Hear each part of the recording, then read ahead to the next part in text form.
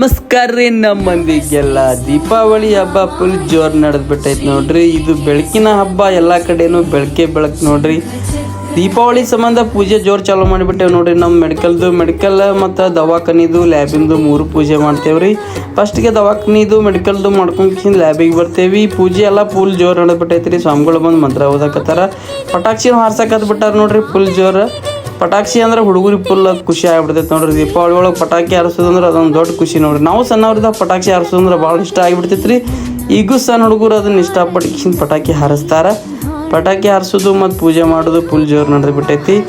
ದೀಪಾವಳಿ ಹಬ್ಬ ಎಲ್ಲರಿಗೂ ಬೆಳಕು ತರಲಿ, ಎಲ್ಲರಿಗೂ ಒಳ್ಳೇದು ಮಾಡಲಿ. ಈ ಥರ ಪಟಾಕಿ ಹಾರಿಸ್ಕೊತ ಹೆಂಗೆ ಓಡಾಡ್ತಾರೆ ನೋಡ್ರಿ ಹುಡುಗರೆಲ್ಲ ಅಲ್ಲಿ. ಇದು ಲ್ಯಾಬಿನ ಪೂಜೆ ನೋಡ್ರಿ. ಲ್ಯಾಬಿನ ಪೂಜೆನೂ ಮಾಡಿ ಮುಗಿಸ್ಬಿಟ್ಟೇವಿ. ಪಟಾಕಿ ಹಾರಿಸಿ ಫುಲ್ ಜೋರು ಮಾಡಿಬಿಟ್ಟೇವೆ ನೋಡ್ರಿ ದೀಪಾವಳಿನ. ನೀವು ಎಲ್ಲರೂ ದೀಪಾವಳಿ ಜೋರು ಆಚರಣೆ ಮಾಡಿರಿ ಅನ್ಕೋತೀನಿ. ಎಲ್ಲರಿಗೂ ದೀಪಾವಳಿ ಅಂದ್ರೆ ಫುಲ್ ಇಷ್ಟ ನೋಡ್ರಿ. ಯಾಕಂದ್ರೆ ಪಟಾಕಿ ಹಾರಿಸೋದು, ಪೂಜೆ ಮಾಡೋದು, ಹೊಸ ಅರ್ಬಿ ಹಾಕೊಳ್ಳೋದು ಎಲ್ಲ ಮಾಡಿ ಹಬ್ಬ ಮುಗಿಸ್ಬಿಟ್ಟೇವಿ. ಹಂಗಾದ್ರು ಮಾಡಿ ನಮಸ್ಕಾರಗಳು ಎಲ್ಲರಿಗೂ.